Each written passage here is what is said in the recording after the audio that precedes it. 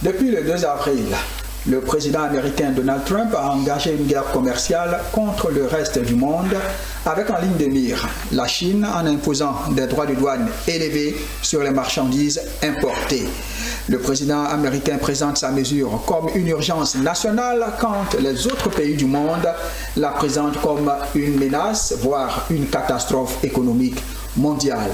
Où en sommes-nous avec cette mesure et quelles en sont les conséquences, surtout pour les pays africains? Nous en parlons dans ce numéro d'intelligence économique. Bonsoir.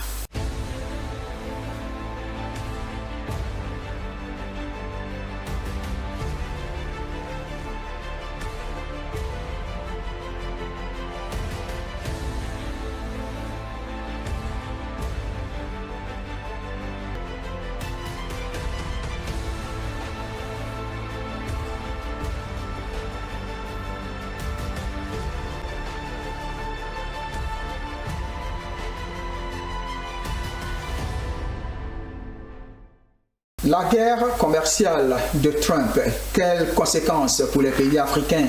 Nous en parlons dans ce numéro d'intelligence économique avec 3 économistes sur le plateau. Docteur Alexis Kofi-Yeboah, bonsoir. Bonsoir, Jean-Charles.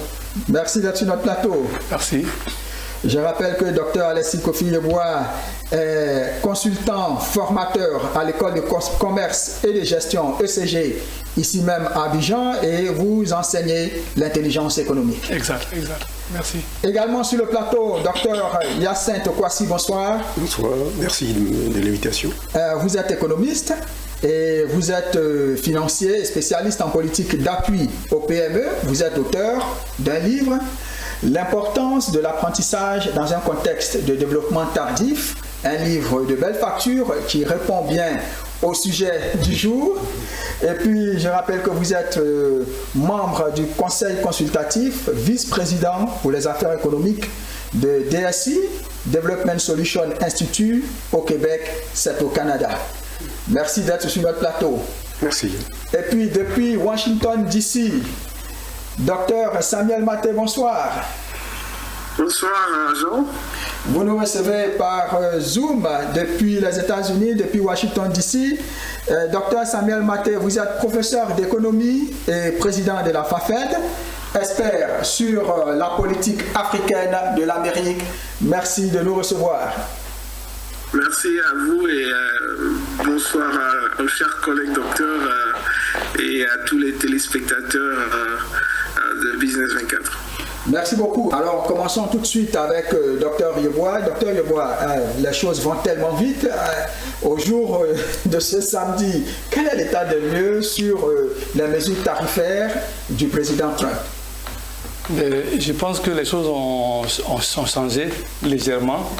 Je crois que le gouvernement américain était à 124%. Je pense qu'ils ont dû réviser à 145. À 145. Dans le même temps, la Chine également a renchéri.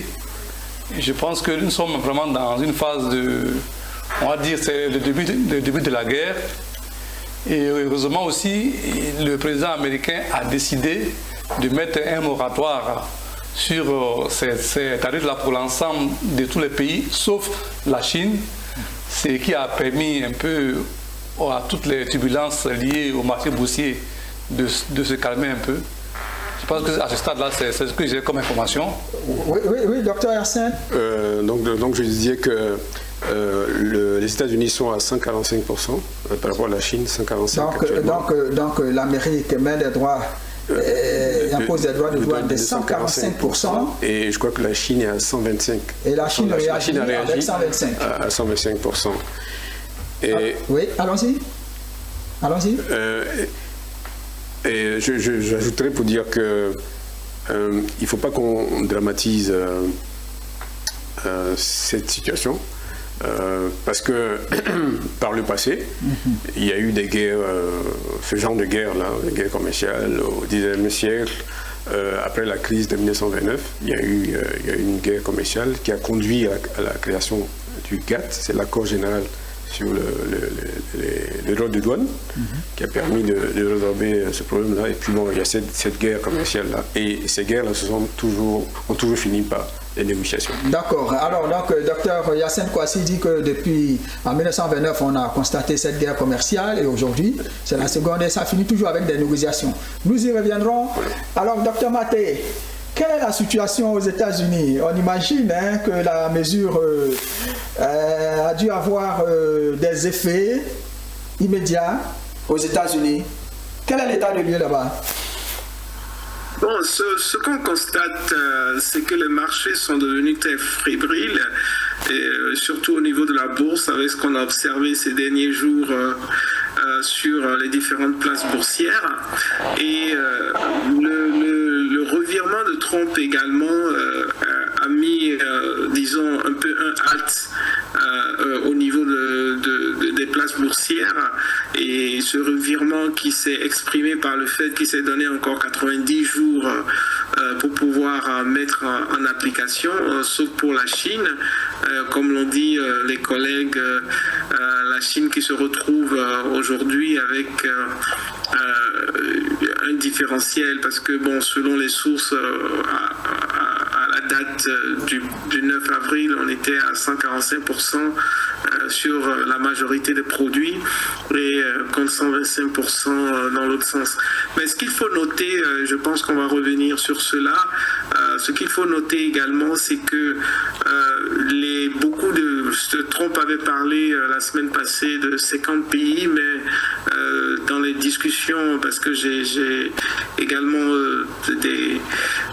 je travaille avec l'administration sur certains points, il faut dire qu'on était passé, selon certaines personnalités dans l'administration Trump, on en sera aujourd'hui entre 70 et 70 pays qui ont engagé des discussions bilatérales avec les Américains pour négocier essentiellement à deux niveaux, au niveau de la réciprocité des tarifs et au niveau du timing d'application. Parce que ça aussi c'est extrêmement important, dans le timing d'application. Donc les marchés sont fébriles, on est dans une posture d'attente, surtout avec ce dernier revirement, et je pense que il faut comprendre, avant que je ne vous redonne la parole, il faut comprendre aussi une chose, c'est que ces tarifs ne sont pas appliqués de manière, les Américains parlent de blanket application, c'est-à-dire que c'est pas systématiquement tous les produits sur lesquels ce tarif est appliqué, ça dépend des produits au fait, et donc et il faut rappeler encore que la posture de Trump était essentiellement sur les biens, parce qu'au niveau des services, les États-Unis ne sont pas déficitaires, ils sont excédentaires. La balance commerciale, parce que c'était ça le sujet principal, que les États-Unis étaient déficitaires au niveau de leur balance commerciale, mais c'est un peu plus complexe que ça. Et au niveau de la balance commerciale des services, les États-Unis sont plutôt excédentaires. C'est eux plutôt qui exportent le plus de services que l'on reçoive, ce qui est tout à fait normal parce que c'est une économie de services. Mais on reviendra sur toutes ces questions. Merci. Alors, pour nos téléspectateurs, Dr Yacine Kouassi, qu'est-ce qui justifie ces mesures de Donald Trump? C'est vrai que ces mesures vont à l'encontre des règles de l'OMC, à l'encontre du libéralisme économique, on ne comprend pas. Et comment Donald Trump explique ces mesures, au-delà de l'urgence nationale? Mais c'est un cas d'urgence nationale, puisque au niveau macroéconomique, comme je le disais tout à l'heure, je crois que la dette publique doit être à 30 000 milliards de dollars. Je crois que notre ami va... 30 000 milliards de dollars, ça fait 30 trilliards. Et 30 000 milliards de dollars, c'est énorme. Oui, c'est énorme, et c'est détenu par étrangers, notamment la Chine, le Japon, les Européens et tout ça. Et donc ça met les États-Unis dans une situation de fragilité. Et puis il y a aussi le déficit budgétaire qui est important. Les chiffres que j'ai, c'est 2000 milliards. Notre ami américain aux États-Unis pourra nous confirmer ça. Et puis il y a au niveau social, la situation sociale est très compliquée. C'est pour ça que le ministre John Kennedy, le fils de John Kennedy, le neveu de John Kennedy, a été nommé pour voir un peu, parce qu'il y a plus d'Américains qui tombent malades, la sécurité sociale ne fonctionne pas bien parce qu'il y a beaucoup de personnes qui n'ont pas droit, voilà. Et puis, il ne faut pas oublier aussi la dédollarisation qui est en cours, parce qu'au niveau des BRIC, les pays maintenant font du commerce avec la monnaie locale, et ça va continuer. Donc c'est autant de problèmes sur le plan économique et social. Et je pense que pour moi, c'est des questions de sécurité nationale. Il a raison de le faire. Et puis, il y a les délocalisations. Voilà, beaucoup d'entreprises, depuis Reagan, qui a mené les politiques libérales, il y a eu des délocalisations dans les pays où la main-d'œuvre est moins chère. Les États-Unis ont été vraiment impactés par ça. Donc qui dit délocalisation dit emploi qui s'en va. Et on dénombre aujourd'hui près de 5 millions, ils avaient tablé sur 5 millions d'emplois à ramener. Et notre collègue, notre ami des États-Unis pourra nous dire, est-ce que les entreprises ont commencé à revenir? Ça, c'est une question qu'on se pose. Oui, nous y reviendrons. Alors docteur Bois, donc le déficit de la balance commerciale... Je voulais ajouter que l'OMC permet, en cas où un pays se sent sans sa sécurité nationale menacée, d'appliquer une politique protectionniste. Et je crois qu'il y a des délais de 5 à 10 ans. Alors non, pour vous, cette mesure protectionniste n'est pas forcément à l'encontre des règles de l'OMC. Pour moi, si on estime que les États-Unis sont dans une situation de sécurité nationale, la sécurité nationale est menacée, et je pense oui que la sécurité nationale est menacée, les États-Unis ont le droit. Oui. De prendre ces mesures. Le droit de prendre ces mesures. D'accord. Docteur Yacine Kouassi, docteur Ebois, oui. Alors pour vous, le déficit commercial est important, donc pour vous, c'est une mesure qui pourra s'expliquer. Bien sûr. D'abord, il faut dire, comme il a dit, le docteur Kouassi l'a dit, premièrement, c'est pour protéger l'industrie nationale américaine. Il faut protéger les emplois. Il faut protéger les propriétés intellectuelles américaines. Et puis, comme il a dit, c'est une question de sécurité nationale. Par exemple, les secteurs comme l'acier, l'aluminium sont des secteurs stratégiques, même les semi-conducteurs et tout ça, il faut les protéger. Et ensuite, il faut faire en sorte qu'il y ait une relocalisation des industries sur le sol américain.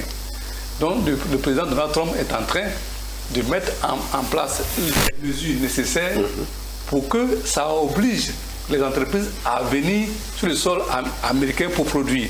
En même temps, il essaie également de rééquilibrer la balance commerciale de son pays. C'est aussi un instrument de pression politique. Donc, comme Donald Trump, c'est un joueur d'échecs, c'est quelqu'un qui n'aime pas perdre, c'est un fin négociateur. Donc, il utilise ces instruments-là parce qu'il a fait des promesses lors de sa campagne. Donc, il est de bon droit de pouvoir mettre ces mesures. Maintenant, quant aux résultats, c'est là, je dis que c'est une zone grise. Parce que nous n'avons pas assez de recul pour mesurer l'impact de ces mesures. Mais ce qui est intéressant, parlant du point par rapport à la pression sur les autres pays, il y a déjà quelques pays qui ont commencé à venir négocier. Voilà. Donc c'est une très bonne chose. Si on se met du point de vue des Américains, c'est une très bonne chose. Parce qu'il faut le dire, comme le déficit américain était tellement énorme que normalement, si ce n'est pas un pays puissant comme les États-Unis, ce pays-là ne peut pas tenir. Donc il était important. Et comme il l'a dit dans le cadre de l'OMC, il y a toujours une fenêtre qui permet lorsque une industrie est menacée, une nation peut se dire, je mets des mesures barrières pour pouvoir protéger mon industrie locale. Et donc je pense que c'est une très bonne chose pour les Américains. Pour une très bonne chose pour les Américains. Oui. Alors, docteur Samuel Maté, le président Donald Trump a donné 90 jours de négociations aux autres pays, mais à la Chine, tout de suite, les mesures tarifaires s'appliquent. C'est quoi le problème avec la Chine? Bon, il faudrait comprendre un peu ce qui se passe, comme je le dis, il y a 3 éléments sur lesquels l'administration Trump a insisté. Le premier élément qui, selon Trump, qui l'a choqué, c'est la réciprocité. C'est-à-dire qu'il se dit, mais pourquoi est-ce que, par exemple, bon, c'est vrai qu'il y a l'AGOA, je prends le cas, pourquoi est-ce que, par exemple, la Côte d'Ivoire ne paie pas de droits de douane pour certains produits qui viennent aux États-Unis ou paient des droits de douane, par exemple, de 5%, alors que quand des entreprises américaines envoient des produits en Côte d'Ivoire, ils doivent payer 21%. Donc ça, c'est le problème fondamental que Trump pose, qui est un problème légitime, comme l'ont dit certains des collègues, dans le sens que pourquoi est-ce qu'il n'y a pas la réciprocité ? Et un des éléments clés de l'OMC, c'est effectivement la réciprocité. Donc pourquoi il n'y a pas cette réciprocité ? Le deuxième élément que Trump pose, et que je pense qui est légitime, c'est le problème sur la balance commerciale. Okay. Parce que tout pays, mais là c'est un peu complexe, parce que tout pays veut que sa balance commerciale, la balance commerciale c'est un peu la différence entre ce que tu exportes et ce que tu importes, ce que tu amènes de l'étranger, ce que tu envoies à l'étranger. Nous sommes obligés de commercer avec l'étranger, comme les grands économistes Ricardo et Adam Smith l'ont démontré. Personne aujourd'hui ne peut vivre en autarcie. Aucun pays ne peut vivre en autarcie. Nous envoyons notre cacao, en parlant de la Côte d'Ivoire, vers les États-Unis. Les États-Unis nous envoient des voitures, etc. Le commerce est obligatoire. Maintenant, le problème qui se pose, c'est que quand il y a la balance commerciale est déficitaire, c'est-à-dire que tu reçois plus de produits que tu n'en envoies, donc ça fait que quelque part ton économie devient indépendante et ça peut entraîner à terme, si ce déficit de balance commerciale dure trop dans le temps, ça peut entraîner une dévaluation de ta monnaie, éventuellement une dépréciation de ta monnaie. Et ensuite, le troisième problème que Trump pose, c'est le problème de l'emploi. Pourquoi Trump pose ce problème de l'emploi maintenant ? Et ça, je me rends compte que beaucoup de journalistes et beaucoup de médias n'en parlent pas. Beaucoup de médias ne comprennent pas la stratégie de Trump à ce niveau. Ce qui se passe aujourd'hui aux États-Unis, il se passe que les États-Unis, voulant être toujours, c'est une société de services, comme je l'ai dit, les États-Unis n'ont pas de déficit de balance commerciale au niveau de services. Ils sont excédentaires. Ils sont largement excédentaires parce qu'ils ont voulu avoir une économie de services. Mais qu'est-ce qui s'est passé en temps ? Il s'est passé ce qu'on a appelé l'intelligence artificielle. Et beaucoup n'en parlent pas. Aujourd'hui, l'intelligence artificielle est en train de faire perdre des boulots aux Américains. Et avec le Dodge, quand Elon Musk est venu, déjà au niveau du ministère de la Santé, ils ont supprimé 20 000 emplois. Quand je parle de suppression, c'est 200 emplois, c'est pas 20 000 emplois. 20 000 emplois, c'est énorme. Ils ont jugé qu'on n'a plus besoin de ces personnes.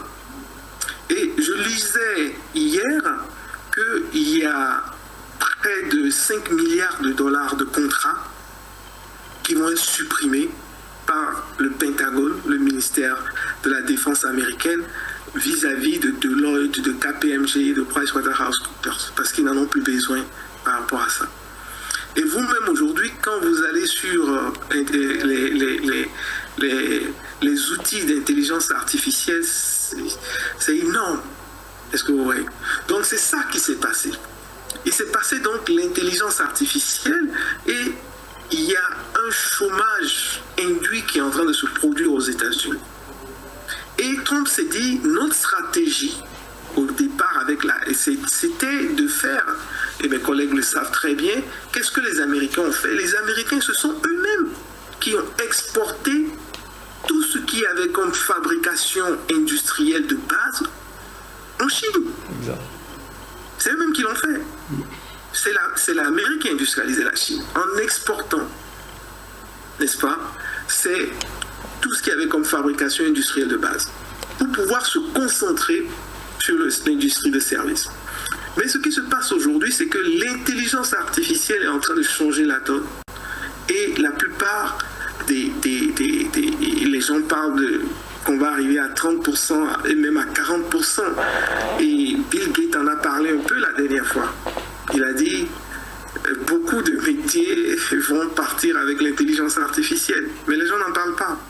Et c'est l'intelligence artificielle qui cause le problème de Trump. Parce que les entreprises déjà aux États-Unis ont commencé à renvoyer initialement. Mais Trump, avec Elon Musk, est venu accélérer cela. Donc, ce qui se passe aujourd'hui, c'est qu'il faut de l'emploi aux États-Unis.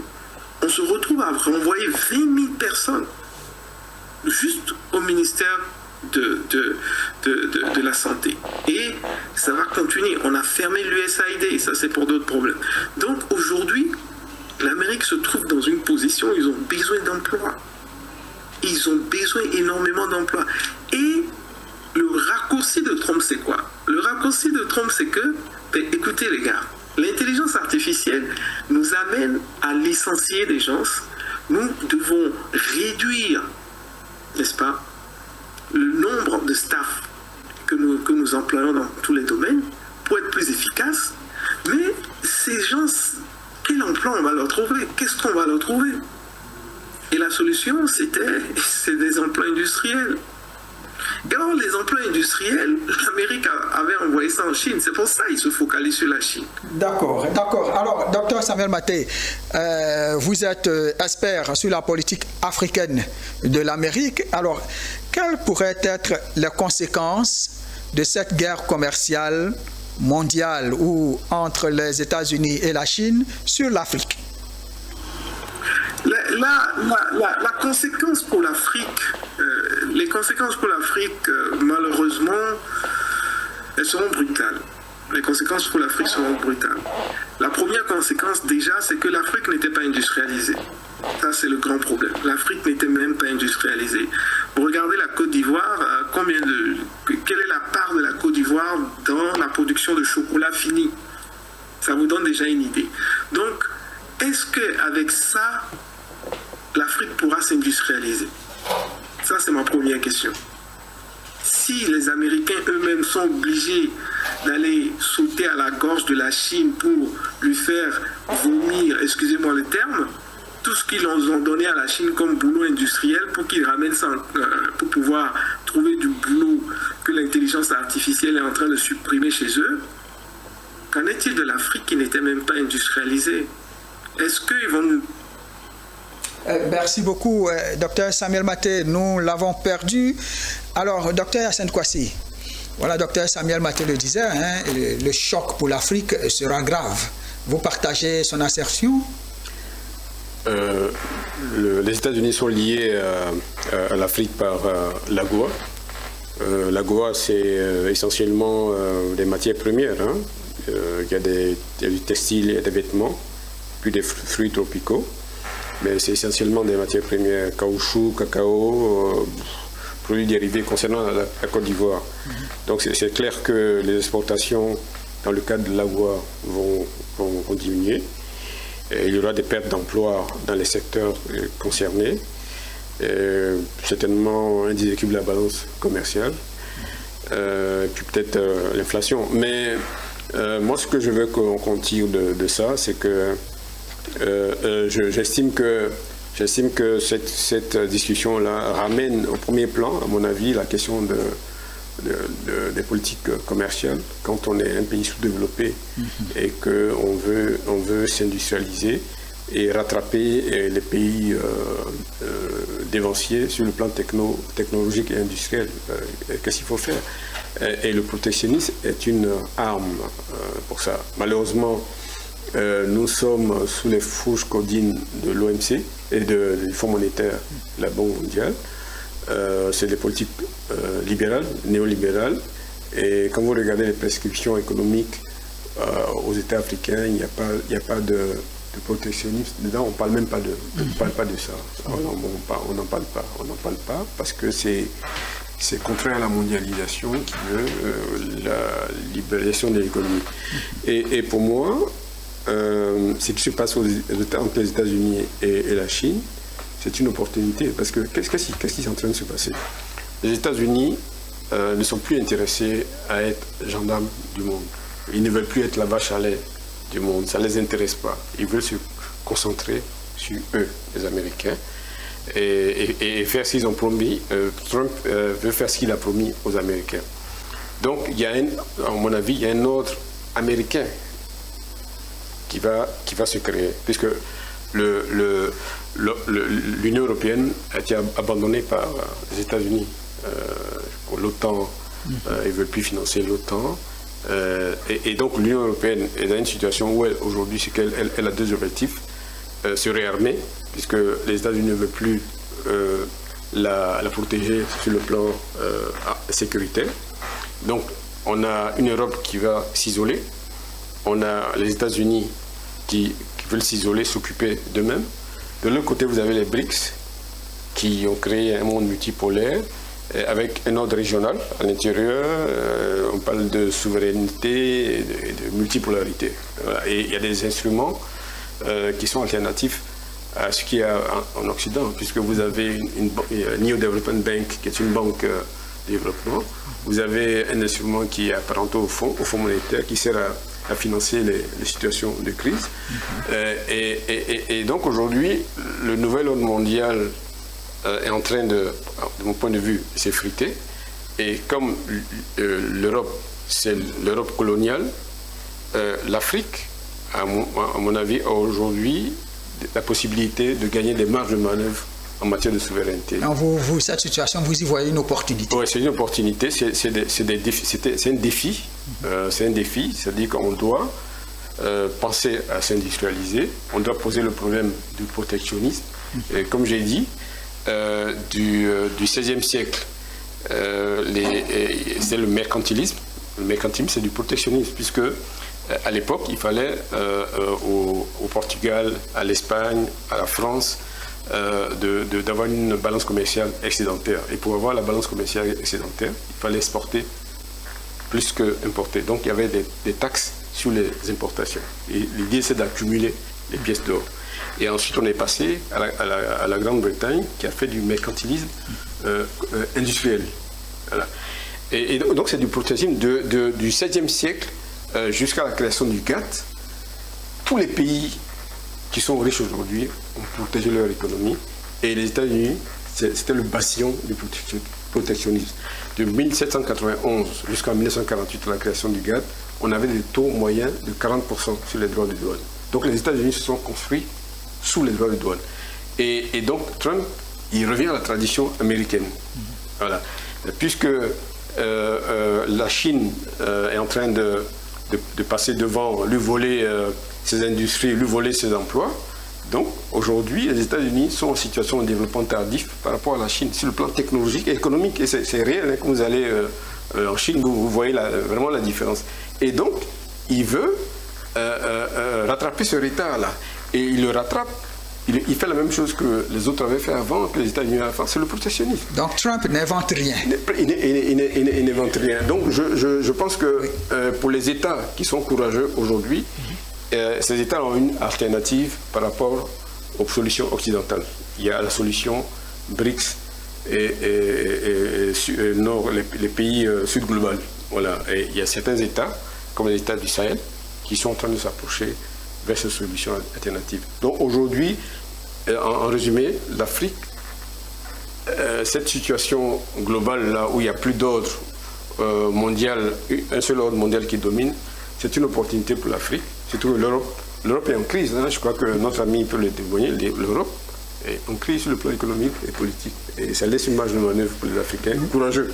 Courageux, merci beaucoup. Alors, docteur Yeboah, l'Afrique ne représente qu'1% dans le commerce mondial. Bon, et voilà, docteur Yassine Kouassi dit que c'est quand même une opportunité. Quels sont les pays, par exemple, africains qui pourraient être impactés par cette guerre commerciale entre et les États-Unis et la Chine? Merci pour la question, une bonne question. Effectivement, plusieurs pays africains ont signé l'accord de l'AGOA, dont la Côte d'Ivoire.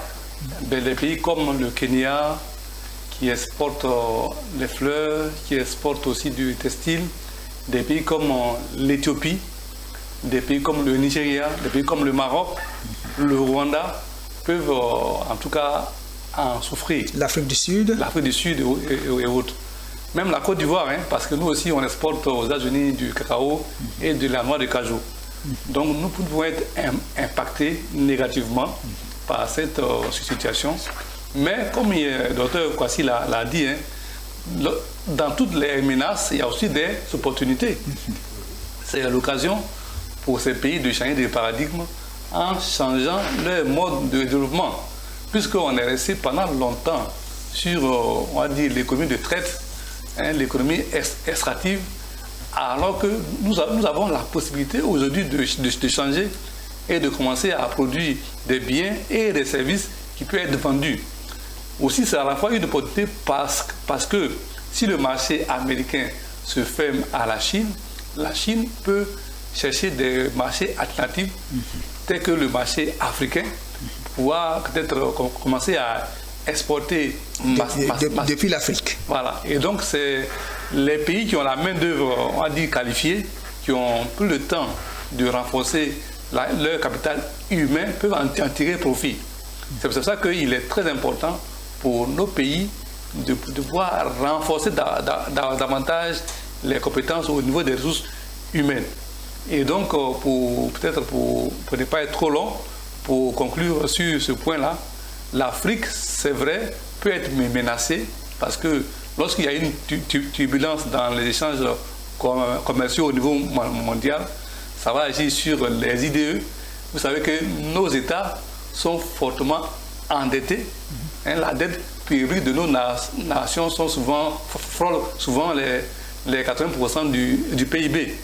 Donc, c'est des choses qui peuvent nous impacter, mais c'est aussi une occasion pour nos États de se réveiller et de commencer à s'industrialiser pour pouvoir, en fait, ne pas être seulement des nations pourvoyeurs de matières premières.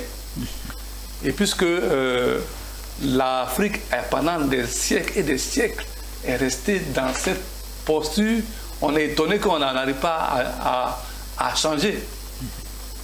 C'est vrai qu'on dit qu'aujourd'hui, l'IA est une menace et tout, mais l'IA aussi est une opportunité. Donc cette crise-là, cette guerre commerciale entre la Chine et les États-Unis représente aussi une opportunité pour l'Afrique. Et je pense que les ensembles comme la ZLECAf, il est bien que ces ensembles-là se renforcent davantage pour que les... Est-ce que vous savez que les échanges entre les nations africaines là, ne sont que epsilon, alors que nous sommes sur le même continent. Donc c'est l'occasion de pouvoir redynamiser les échanges internationaux sur le sol africain. Déjà, nous sommes déjà plus de milliards dans très peu de temps. Donc c'est l'occasion. Si la Chine peut résister à ce choc-là, c'est parce que la Chine a une population qui fait 1,5 milliard. Donc, le marché interne est dense. Voilà, la Chine peut se replier sur lui-même, sur elle-même. Les Américains sont autour de 300 millions. Ouais, 300 millions. Bon, donc du coup, c'est un combat, c'est vrai, mais je pense que les Chinois, ils ont les instruments pour pouvoir résister pendant longtemps. Et nous, les Africains, on ne doit pas rester là à regarder. C'est vrai que ça se passe loin de nous, mais nous sommes dans un monde très, très globalisé. Nous avons intérêt, dès maintenant, à prendre les mesures.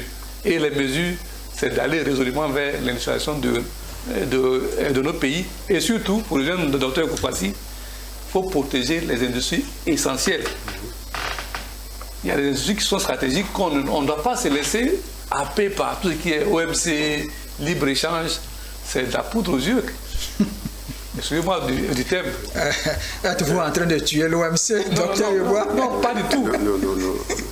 Pas du tout. Mais nous sommes dans un monde où aujourd'hui, je pense que c'est un peu la loi du plus fort. Et les nations africaines, prises isolément, sont faibles. Donc pour qu'elles deviennent fortes, il faut qu'on puisse consolider davantage les ensembles tels que la ZLECAf. Malheureusement, la CEDEAO est en difficulté. Mais en tout cas, ces grands ensembles doivent être davantage renforcer, pouvoir peser sur les échanges mondiaux. Merci beaucoup. Alors, docteur Hyacinthe Kwasi, la guerre ne fait que commencer. Quels sont les scénarios possibles? Qu'est-ce qui pourrait se passer? Qui va l'emporter sur un match de football? Écoutez, moi la situation est claire. Hein. La Chine exporte pour près de 500 milliards de dollars aux États-Unis. Et quand vous regardez le contenu de ces exportations, ce sont des exportations qui sont intensives en travail.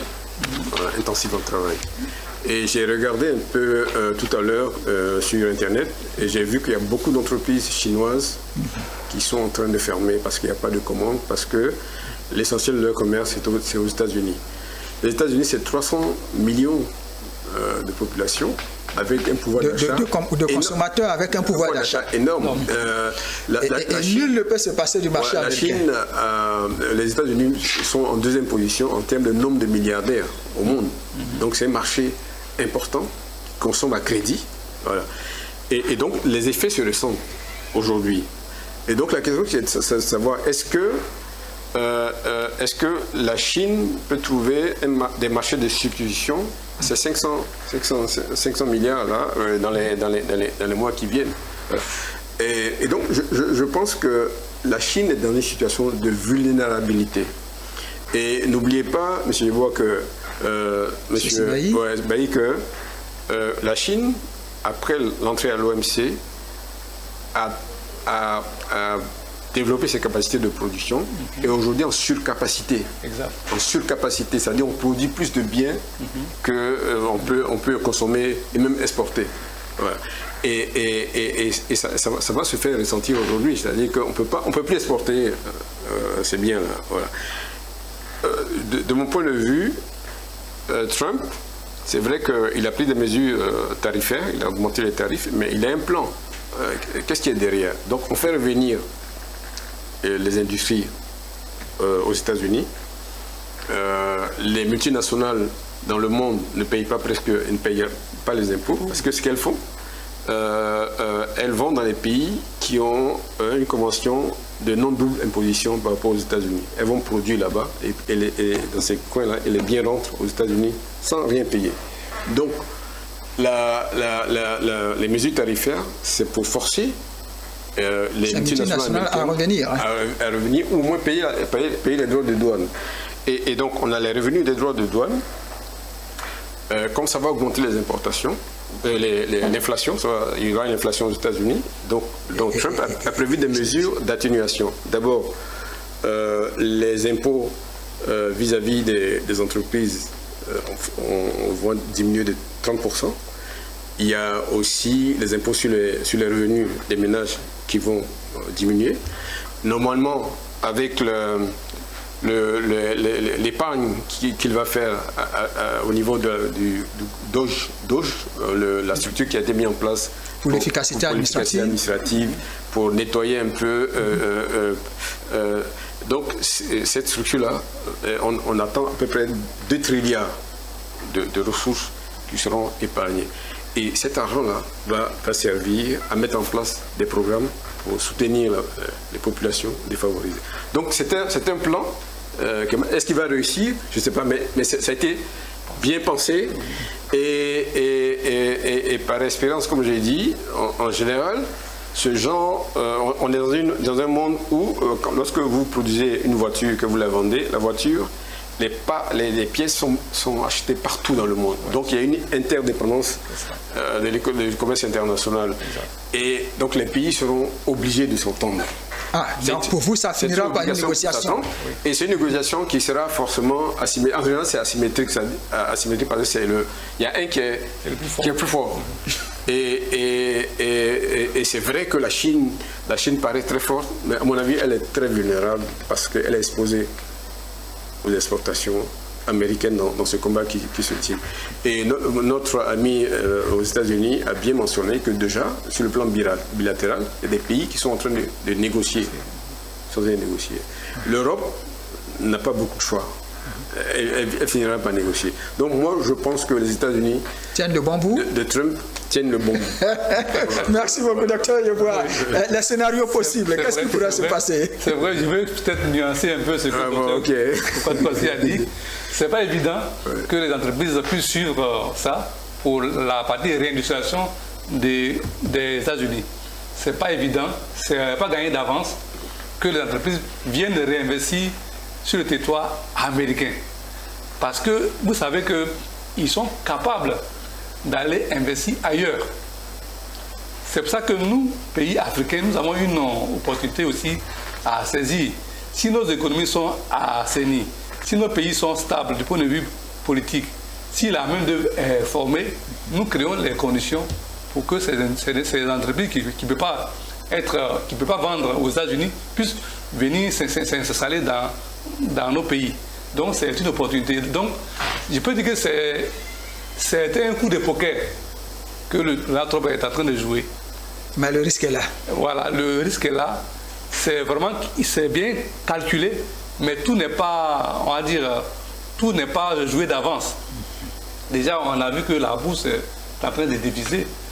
Ça veut dire qu'il y a des conséquences. Les investisseurs, ils ont peur. Ils sont frileux de tout ce qui est risque. Et donc, cette situation risque de ne pas donner forcément tout ce qu'il attend, en fait. Hier, ils ont ouvert la possibilité pour les États-Unis de monétiser leur stock d'or. Et cette monétisation-là va rapporter des sous qui vont venir, parce que les États-Unis sont dans un programme d'ajustement structurel. Hein. Dans un programme, il faut trouver des sous pour financer cet ajustement. Et Trump est prêt à utiliser tous les moyens qui sont à sa disposition pour arriver à ses fins. Il a promis ça à ses électeurs qui sont américains, ils sont majoritaires dans le pays, il a promis et il va le faire. Vous savez, les négociations, je ne pense pas qu'il va se lancer dans cette affaire-là sans avoir bien réfléchi. Et les autres pays n'ont pas beaucoup de choix. Mais je suis d'accord peut-être avec le docteur que la Chine peut se retourner vers les BRICS, essayer de renforcer les liens commerciaux avec les BRICS. Mais le président chinois a envoyé des diplomaties économiques dans plusieurs pays, hein, voilà, l'Afrique du Sud, l'Arabie Saoudite. Voilà. Mais la question, c'est est-ce qu'on peut résorber 500 milliards d'exportations aux États-Unis On ne peut pas se passer du marché américain. On ne peut pas se passer. Pour moi, aujourd'hui, la plupart des pays du monde n'ont pas les moyens de se passer du marché américain. Et même le dollar, c'est vrai qu'il y a une dédollarisation, on parle de dédollarisation, mais 80% du commerce international se font toujours en dollars. Voilà, moi notre émission tire à sa fin, mais bon, j'ai une question. Hein. On a parlé des balances commerciales déficitaires, mais les États-Unis, c'est quand même une plateforme d'investissement. Tous les autres pays du monde investissent aux États-Unis. Alors donc, ils apportent de l'argent aux Américains. Est-ce que ça ne suffirait pas pour équilibrer la balance? Vous parlez des relocalisations. Oui, par exemple, le nombre d'investisseurs à la Silicon Valley, c'est quand même des investisseurs étrangers qui envoient leur argent aux États-Unis. Comme a dit Dr Yeboah, la réactivité par rapport à ces investisseurs-là, c'est vrai qu'il y a des incitations au niveau interne, mais est-ce qu'ils vont répondre? Comment ils vont répondre? Est-ce qu'ils vont le faire à temps? Parce que les heures sont chaudes là actuellement. Donc, c'est vrai qu'on n'a pas encore une réponse sur ça. J'ai entendu dire que pour certains métiers techniques, les cellules qu'on met dans, comment on appelle ça, les Coréens maîtrisent les semi-conducteurs. Il y a déjà dans le pays de semi-conducteurs qui ont commencé la délocalisation. Et il y a 300 000 emplois qui ont été relocalisés. Voilà. Est-ce que la tendance va se poursuivre? C'est toute une question. C'est un défi. C'est un défi. Et ce type de défi-là, moi je m'intéresse à l'histoire économique. Il y a d'autres qui l'ont pris à un certain moment. Et Trump, c'est un homme d'affaires. D'accord, notre émission tire à sa fin. Hein. Et en quelques mots, que pouvez-vous dire aux États africains En quelques mots, Dr Yeboah. Merci beaucoup. Je voulais juste ajouter un détail rapide. Déjà, les conséquences avec les barrières que la Chine vient de mettre, les agriculteurs ont commencé à avoir des ennuis aux États-Unis. Vous savez que les États-Unis exportent en Chine le soja, le maïs, le bœuf et tout ça. Donc, ça a commencé déjà à peser sur le milieu agricole américain. Donc, nous sommes dans un pari audacieux, mais très risqué. Et nous ne pouvons pas dire à ce stade-là qu'est-ce qui va se passer. Maintenant, pour revenir à votre question. En quelques mots, un mot aux États africains. Mais les États africains ne doivent pas rester là comme des spectateurs.